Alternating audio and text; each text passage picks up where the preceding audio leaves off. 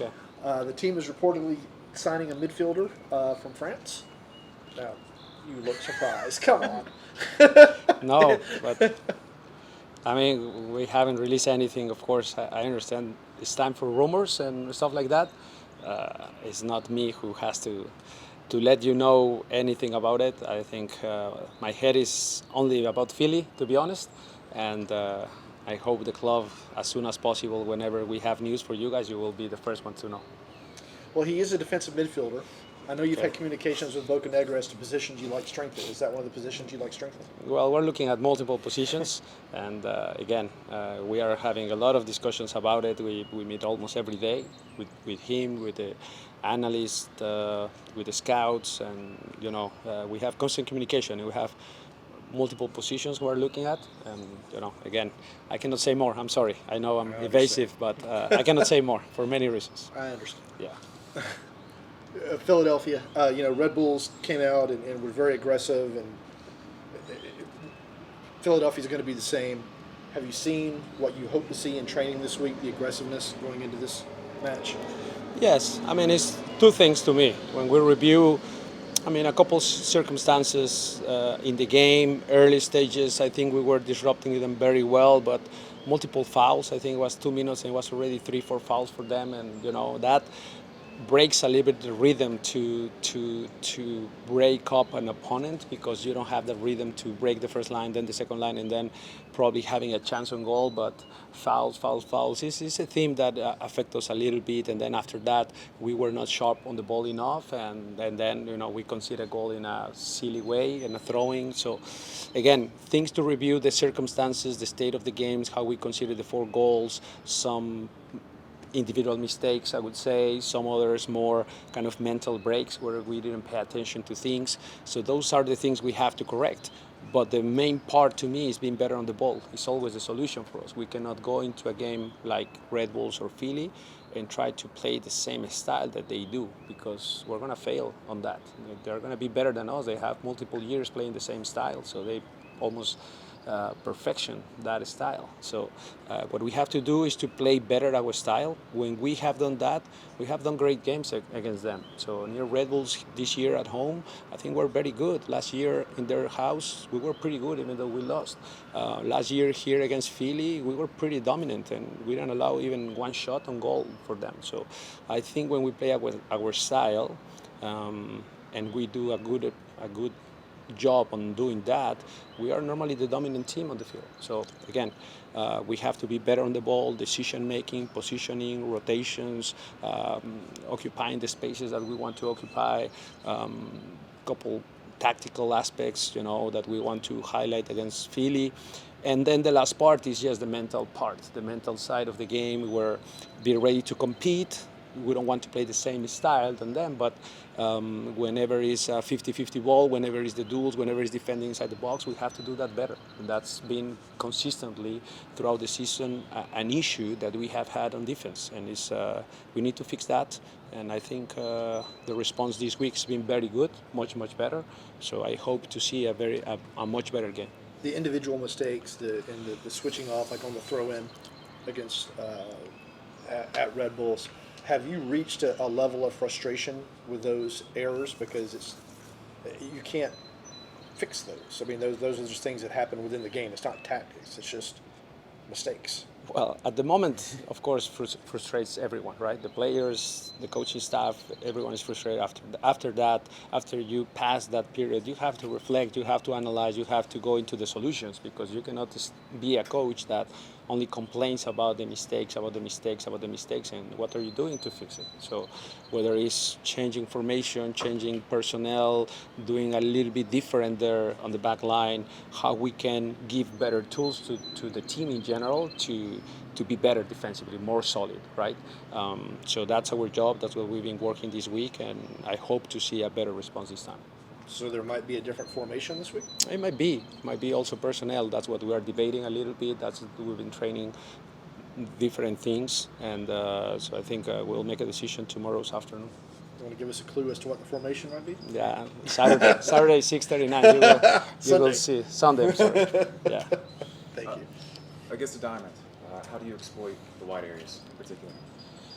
Well, good question. In general. Yeah, in general, well, I would say that the diamond that they play specifically with the physicality that they have in those positions outside of the diamond, they are normally the ones that step up on fullbacks or players on the outside being the main outlet, and from there they go. It's for me not to explode that area, but after that, what? After that, if you notice the games, even Red Bulls, once we get the ball into the fullbacks, and that's where at times opponents are putting us in that cage, and is how to get out of that to really attack the spaces that we really want to attack. It's not that we want to attack on the flank.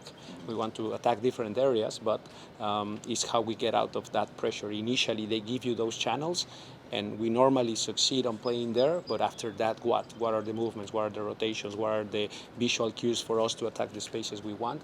That's for us what we've been training this week very, very hard.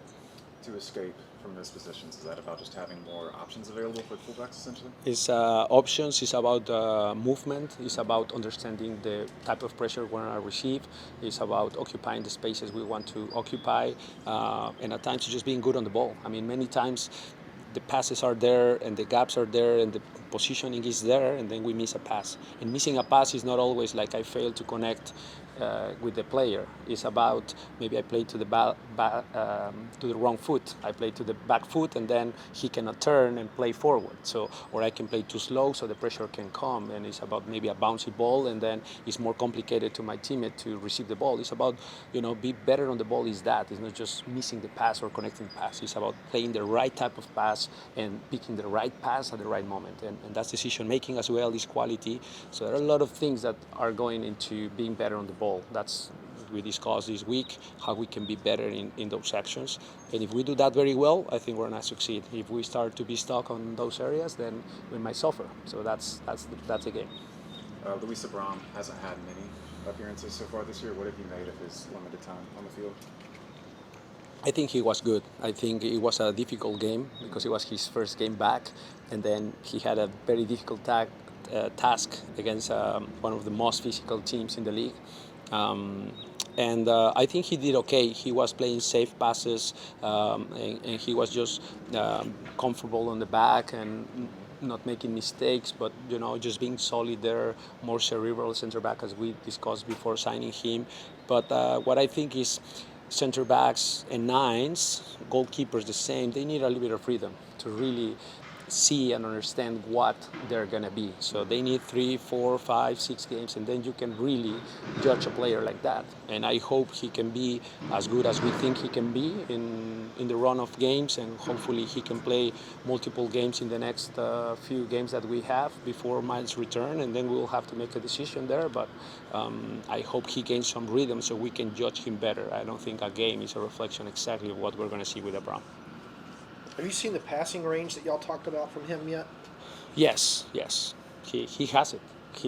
We've seen that in training session, but obviously at times when you are first time back, playing away, difficult games he's been into, I think it's not easy to come in right away and perform that. It's not realistic, and I'm aware of that. I'm a coach that likes to give fair opportunities to players, so not just play one time, you didn't do as I was thinking out, like not really. I prefer to give them some time to really see what they're going to bring to the team, and then we have to make decisions.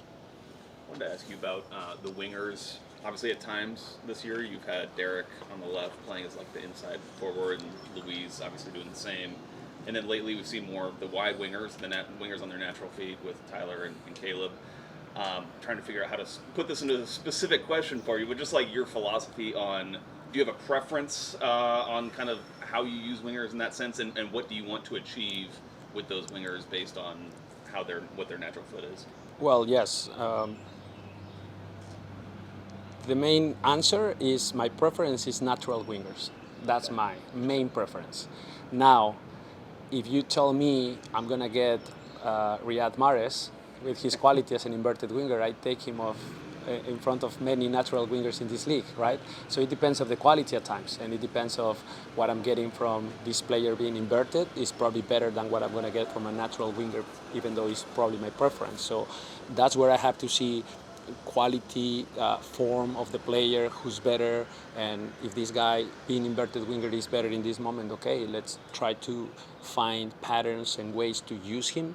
But the bottom line for me is I need more aggression out of those positions. For me, those positions are key to unbalance the backlines. Nowadays, backlines are very close, very tight, defend very narrow many times, at times even back five, back six you see very often, especially when we play at home. So how you can, the space is not inside at times. So the space is outside, and when you have this on the outside, whether it's coming in, cutting inside, cutting outside, that's probably one of the best forms nowadays to unbalance backlines. So I need aggression, whether it's inverted or natural, but yeah, probably my main preference is more natural wingers. Is one of the reasons why because it offers the number 10, in this case Thiago, more space to operate in those areas? Is that one of the reasons? Yes, when you have a natural winger, the running behind, is very dangerous, because if he gets the ball at the right moment, at times you don't even need to control the ball. First time pass, and then you are in a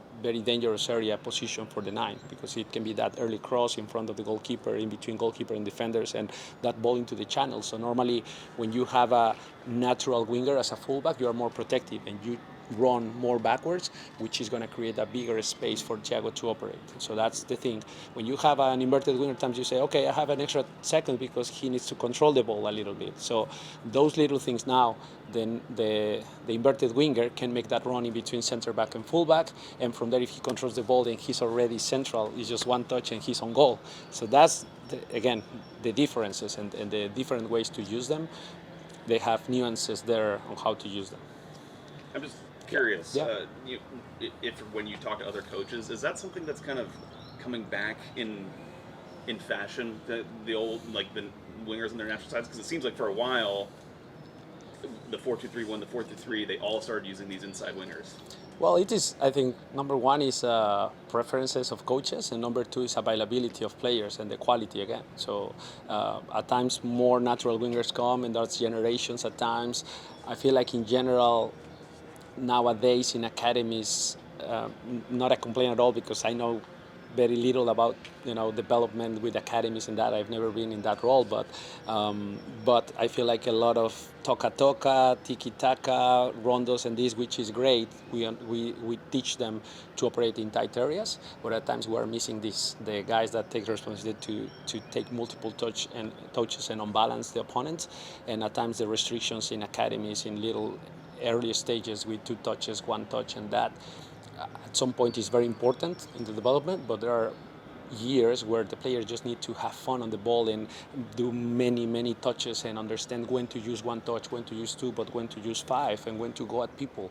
So in general, I think something that at times the new methodologies in certain academies can alterate that process of developing more wingers that are willing to go. I mean, I don't know if you watched Mexico yesterday. I was watching it for Derek, not for Mexico. But Antuna was great. He was receiving the ball out wide, the runs in behind. The third goal comes out of a great running behind, and then with the natural foot, he just puts the ball in that channel. It was a great goal, and even the first goal, it was him 1v1, similar to Brooks, for example, when Brooks takes players 1v1, a little touch outside, and then the cross in that channel. So I would say that that's more my preference. But again, when you have Derek Etienne with his quality on the left, I think you have to use at times Derek Etienne in there as well. So I'm trying to be flexible on that. You saying that kind of reminds me of Caleb, who has shown an ability to make that run, shoot on, not afraid to shoot on his left foot there. Yeah, more direct probably, and so again, it comes to the performance and the production. If you put a competition, Derek and Caleb on that side as wingers, who produces more natural inverted, and that's the competition you have. Now you have the option also to put Derek in his natural foot, which is something we are trying, and maybe he can produce even more. So we have to see. But again, I'm flexible, but I'm giving you my straight answer is direct at wingers. Really interesting. Thank you. Yeah. Thoughts on Yorgos making and Armada making the All-Star team? Very proud of them. I think it's very well deserved. I mean, Yorgos is the best attacker in terms of goals per 90. Thiago is, I think, tied second in goals plus assists, and I think is tied first in chances created or something like that. So he has many good stats on him. Of course, Thiago, first part of the season, was producing way more. Probably, the free kicks and the motivation and this and that. And the last few months, it's been, not completely the same. So we're trying to bring back Thiago to be more comfortable on the field, to have even a little bit more freedom to attack, to create more runs in behind. So it's not just Thiago, but the type of runs we are putting for him once he receives turns, and we have multiple players running behind, the better for Thiago. So either he's going to pass or the back line is going to drop more. He can carry on with the ball and maybe take a couple of shots from distance. He's very good at that. So how we can organize the team to have a better Thiago, a better Yaku, is always a good point. But just this news is just motivated. It motivates us to continue working with everyone because we have good players and we just need to put them there to play at a better standard. So very happy for Thiago and Yaku, and just very proud of them. Are Santi and Eric fully available for Sunday?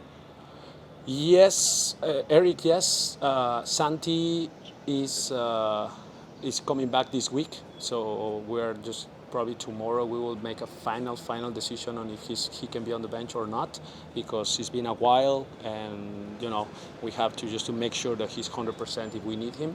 But it looks positive. What does Eric potentially give you that's a little different than your other attacking options? Yeah, well, he's more of a crafty, attacker. Whether it's a typical 9, probably not, but he's maybe a false 9, a second number 9 on beneath, so he can give you more, robustness in how we play in between the lines and how we can be more aggressive. But again, we have to see what is the bench, what are the best options to have on the bench. We have to see, between probably Santi and Eric, who's going to be on the bench. Okay. Thanks, Yeah. Santi. Cool. Thank you. Thank you.